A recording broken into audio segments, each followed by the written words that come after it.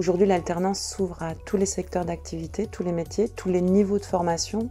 Et il y a vraiment un très très fort développement de l'alternance avec de plus en plus d'organismes de formation qui ouvrent des parcours de formation en alternance. Donc si je prends par exemple le développement de l'alternance dans le secteur industriel, il y a une vraie différence puisqu'entre 2020 et 2021, on a quand même 25% de plus de population en apprentissage. Si je prends des chiffres un peu plus exacts, en 2020, c'est 50 000 contrats d'apprentissage et en 2021, c'est 69 000 contrats d'apprentissage, donc bien une évolution de 25%. Donc face à cette croissance, une étude a été lancée pour réfléchir à la pédagogie de l'alternance. Donc l'exploration de cette thématique est très importante parce que si on fait un tour de piste de la littérature académique existant sur le sujet, on se rend compte qu'on a beaucoup de littérature plutôt à dimension historique, socio-économique, réglementaire, plus que pédagogique. Donc aujourd'hui, face au développement de l'alternance, c'est important de développer un certain nombre d'éléments favorables à une alternance efficace. Donc notamment, il est important d'ancrer des pratiques qui se sont avérées efficaces. Il est important également de valoriser des pratiques émergentes qui prennent le même chemin. Il est important aussi d'équiper les acteurs de l'alternance de ressources formatives qui leur permettent en fait de soutenir le processus de développement d'une pédagogie de l'alternance. Et enfin et surtout, il est important de faire la différence entre ce qui relèverait d'une pédagogie de l'alternance et d'une pédagogie qui serait plus relative à des formations alternées. C'est-à-dire qu'une formation alternée n'est pas une formation d'alternance. Il ne suffit pas d'alterner des périodes en entreprise et des périodes en centre de formation pour être dans une pédagogie de l'alternance. Et l'étude visait justement à montrer en quoi qu'est-ce qu'une pédagogie de l'alternance et comment on peut la soutenir et la développer. Donc au final, cette étude, à quoi elle a servi ? Elle a servi à définir ce que c'est qu'une pédagogie de l'alternance et surtout, elle a servi dans un second temps à identifier des pratiques de formation relatives à la pédagogie de l'alternance pour les valoriser et pour les diffuser. Donc par contre, peut-être une précision, c'est qu'il ne suffit pas d'organiser les relations entre le monde de l'entreprise et le monde de la formation, puisque là, ça voudrait dire qu'on est en vase clos, un centre de formation, une entreprise. L'idée, c'est d'avoir un acteur qui est l'acteur essentiel, c'est l'apprenant. Et ces relations vont être au service des apprentissages de l'apprenant.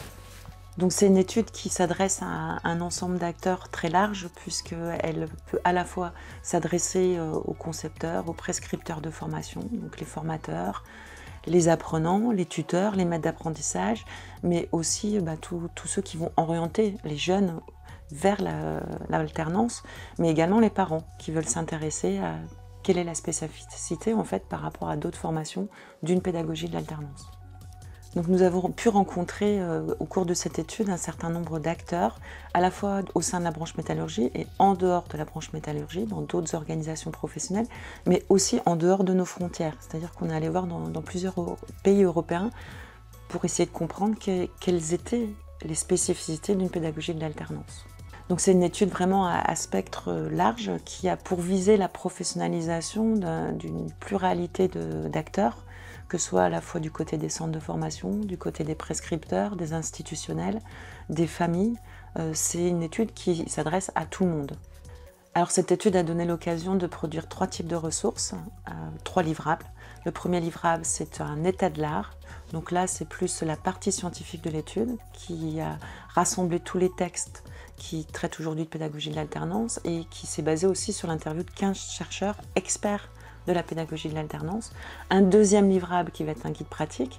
Ce guide pratique, lui, s'appuie sur un ensemble d'entretiens qu'on a pu avoir. On en a eu à peu près 150 auprès de professionnels de la formation, mais toute origine confondue. C'est-à-dire qu'on a rencontré à la fois des organisations professionnelles, des organisations syndicales, des responsables de formation, des responsables de centres et des formateurs, mais aussi des alternants, donc là, qui ont permis d'alimenter ce guide pratique. Ce guide pratique s'appuie aussi des résultats de l'état de l'art, et une synthèse communicante qui rassemble en définitive toutes les idées principales qu'on peut voir émerger au sein des 2 premiers livrables, à la fois en termes de concept, à la fois en termes de pratique.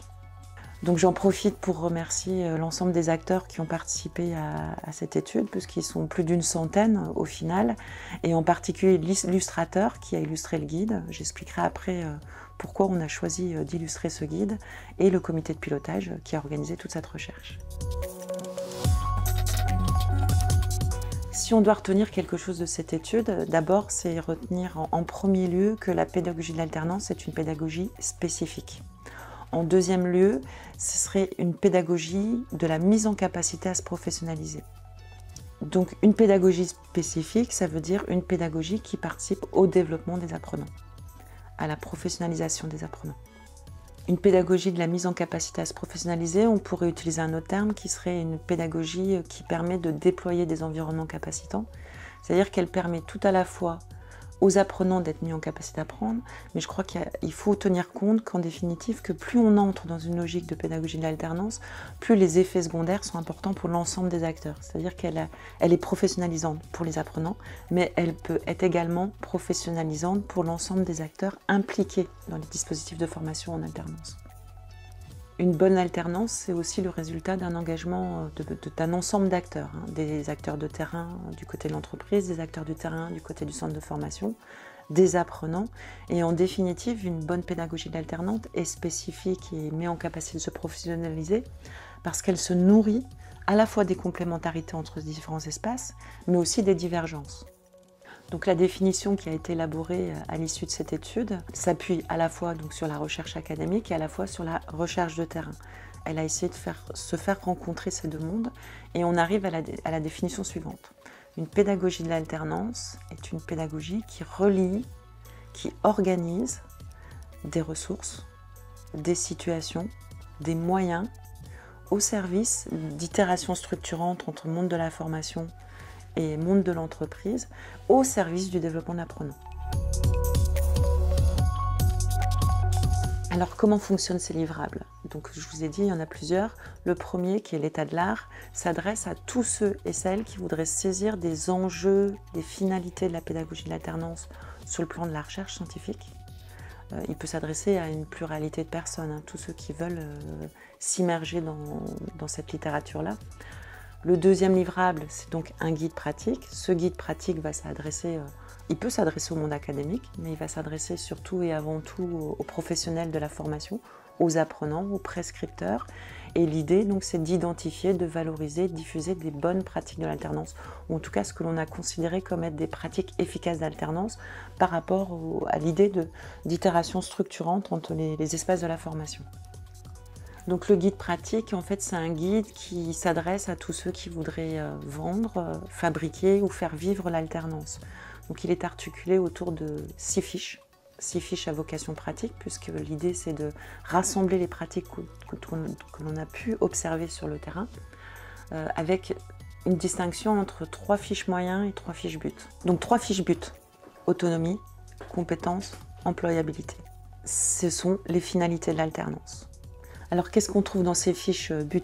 On trouve une définition du concept central, donc l'autonomie, qu'est-ce que l'autonomie? On trouve aussi ce que n'est pas ce concept, c'est-à-dire ce que n'est pas l'autonomie. On trouve des principes directeurs, des principes d'action qui témoignent de pratiques de terrain. Et on trouve également les bénéfices pour les acteurs, c'est-à-dire que chaque fois qu'on met en œuvre une pratique, qu'est-ce que peut en retirer l'apprenant? Qu'est-ce que peut en retirer le formateur ou l'enseignant, et qu'est-ce que peut en retirer le tuteur ou le maître d'apprentissage. Donc une fois qu'on a ces fiches buts et ces finalités, comment on met en place des principes d'action qui vont permettre de les faire vivre. Et on a identifié 3 concepts phares, donc 3 fiches moyens qui vont être une déclinaison des fiches buts à travers 3 concepts centraux qui sont ceux d'individualisation, de réflexibilité et d'accompagnement. Donc que ce soit les fiches moyens ou les fiches buts, on n'a pas visé l'exhaustivité des pratiques, on donne à voir un ensemble de pratiques qui peuvent être éventuellement inspirantes et qui peuvent soutenir en tout cas le développement de ce qu'est une pédagogie de l'alternance. C'est un guide qu'on a voulu également transversal et transférable à un ensemble de secteurs d'activité et de métiers, c'est-à-dire qu'il n'est pas centré sur les métallurgies, il en déborde, puisqu'on a rencontré un certain nombre d'acteurs qui n'étaient pas propres à la métallurgie. Et ce qu'il était important, c'est qu'il puisse s'adresser à tous les niveaux de formation, à l'ensemble des publics. Donc on a vraiment essayé d'avoir des concepts transverses à l'ensemble des populations auxquelles il est destiné. En conclusion, ce que je pourrais dire, c'est que le Graal dans la formation en alternance, dans les formations en alternance, c'est souvent de se dire, pour qu'une alternance soit efficace, il faut qu'elle soit intégrative. C'est-à-dire qu'il y ait une prise en compte de ce qui se passe en formation en entreprise, de ce qui se passe en entreprise en formation. Or, nous, avec cette étude, ce que l'on a montré, c'est que l'idée, c'est d'exploiter le vécu professionnel, le réel du travail dans les situations de formation, et que ce réel existe même sans prendre en compte les réalités de l'entreprise. C'est-à-dire que dans les CFA qu'on a rencontrés, il y a des vraies mises en situation qui se rapprochent du travail réel. Et ce qui va être important en définitive dans les centres de formation, c'est d'avoir une logique de développement de métier, c'est-à-dire d'ouvrir à une employabilité la plus large possible, alors que l'entreprise, elle, quand elle va former le jeune, elle souhaite qu'il reste dans l'entreprise, donc elle va avoir une logique d'adaptation à l'emploi.